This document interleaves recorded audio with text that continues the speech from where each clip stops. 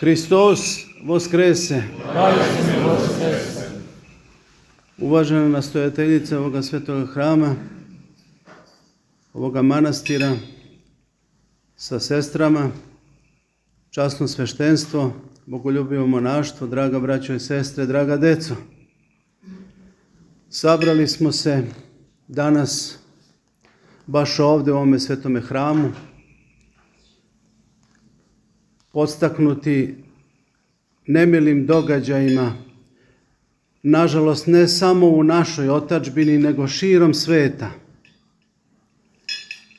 Nasilje, nepoštovanje ličnosti drugoga, mržnja, zavist i svaki najgori izraz ljudskoga roda polako, ali sigurno osvaja civilizaciju, bar onakvu kako mi znamo. Ohladnena je ljubav među ljudima.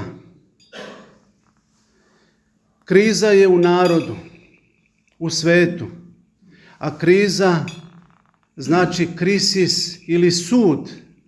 Dakle, sud je ovome svetu, a sud znači borba tame i svetlosti. Kriza jeste teško stanje u svakome društvu, u porodici jednoj. Kada je kriza, teško je to stanje.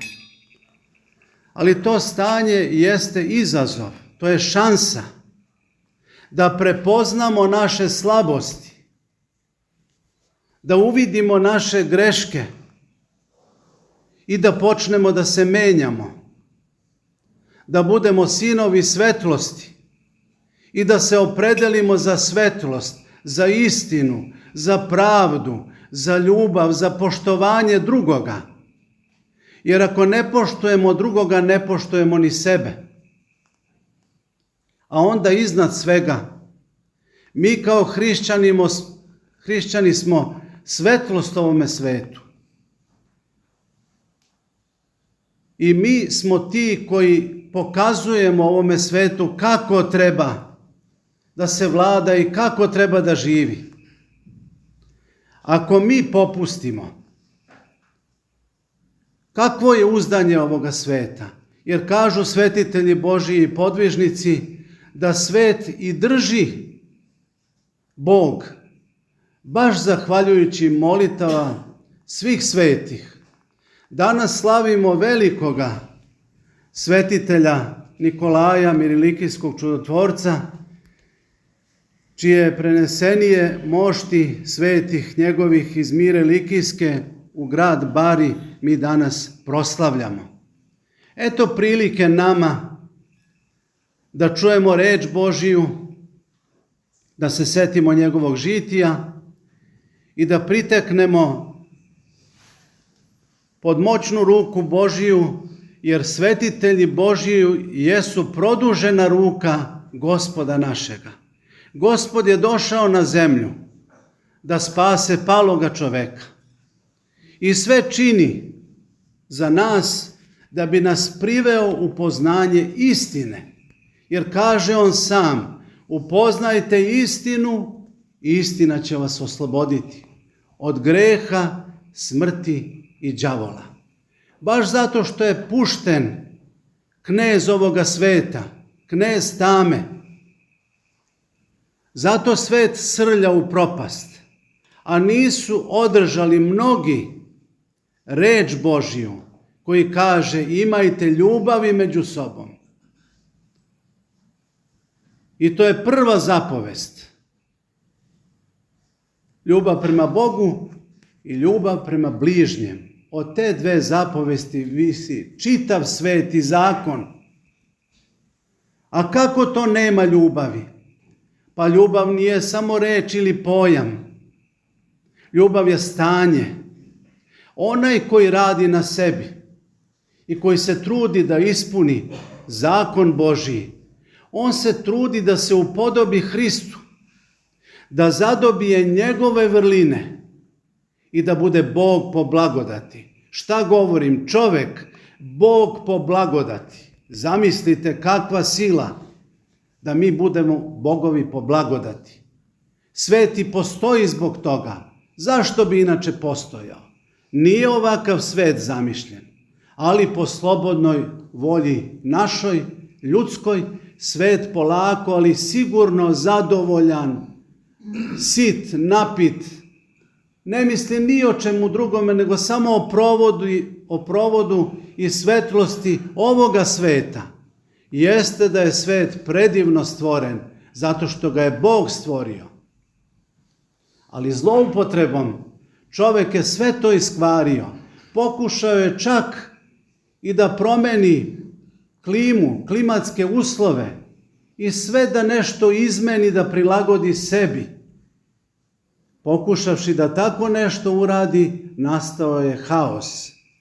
Pokušao je da nametne neke vrednosti koje nisu vrednosti Božije, nego ljudske, neke tolerancije, neke razne stvari. Nema tolerancije. Postoji samo istina ili obmana. Nema druge borbe. Onaj koji se opredeli za istinu, on zna šta je istina, jer istina je Bog. Ljubav je Bog. Mi svi koji smo u Bogu, koji se trudimo da pratimo njega, da čujemo njegovu reč, osjećamo se i uznemireno i žalosno što jedan drugoga nenavide i više od toga. A šta može više od toga? I vidite i sami, mjesto da imamo mir i radost u Duhu Svetome, da se radujemo svakome danu. Bilo je kiše do sada, evo sada je sunce i sve što Bog da od njega kada primamo sa zahvalnošću, to je nama na korist. Ali šta da učinimo sada? Da popravimo stanje. Pa evo, svetitelj Nikolaj je živ. On i dalje mirotoči. On i dalje izliva blagodat svoju na čitav svet. Kako ćemo osjetiti tu blagodat? Kojim čulima? Kako ćemo dodirnuti to? Kako ćemo se uveriti da Gospod Bog zaista želi dobro čoveku? Ali od nas, od naše duše, od našeg uma do Boga, često je veliko rastojanje. A Gospod je blizu. On hoće da uđe u nas, u srce naše, da se tu nastani i da nam bude Bog.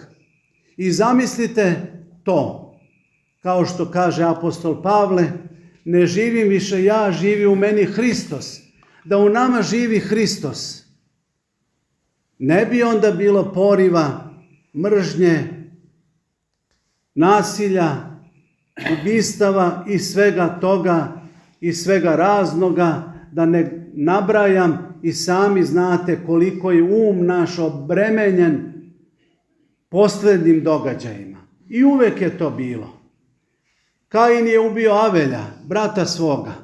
Od tada do sada to neprijateljstvo vlada baš zato što ostavi smo Boga i njegovu pravdu. A kada se vratimo njemu i očistimo dom duše svoje, da primimo njega istinski, onda će on činiti čudesa u nama i oko nas. Čuli smo u Svetome evanđelju da je Gospod svuda, na svakom mjestu govorio i isceljivao od bolesti. On to čini i danas. Ali da li ima kome? Kako može čovjek koji se okrenuo sebi i živi samo za sebe, da primeti drugoga i da primeti da nije u pravu, nego postavlja nasilno ono što on čini da je dobro, da je pravedno i tako dalje i tako dalje. Dakle, došli smo danas ovde ne samo prosto da proslavimo slavu, nego da se vidimo, da se pitamo za junačko zdravlje, da razmenimo misli, da ako je neko nešto dobro saznao, spasenja radi i onoga što se tiče naše duše, da podeli sa drugim. da utešimo druge, da im pružimo ljubav i utehu koja je jedino u Bogu. I neka Gospod Bog bude sa nama, sa ovom svetom obitelji, sa ovim hramom, sa narodom našim, da svako onaj ko bude izabrao da bude sin svetlosti, bit će sin svetlosti i ćerka svetlosti. Onaj koji je izabrao da živi u pravdi, imat će pravdu. Iako oko nas caruje laž, ali kao što rekoše svetitelji Božji, samo neka caruju, ali mimo nas. Da se mi ne poistovetimo sa time i da mi smatramo, eto, takvo je vreme, nekada je dobro biti pošten, čedan, istinit, sad više to nije vreme, vidite i sami da bezakonici otimaju, neka otimaju, oni otimaju ovoga sveta, ali to što otmu ne mogu da odnesu. Jedino što se može odneti iz ovoga sveta u onaj svet, to su dobra dela i sveti život. To ostaje za večnost. Sve drugo propada. Neka Gospod molitvama svetoga Nikolaja daruje i nama mir i radost u Duhu Svetome. Amin.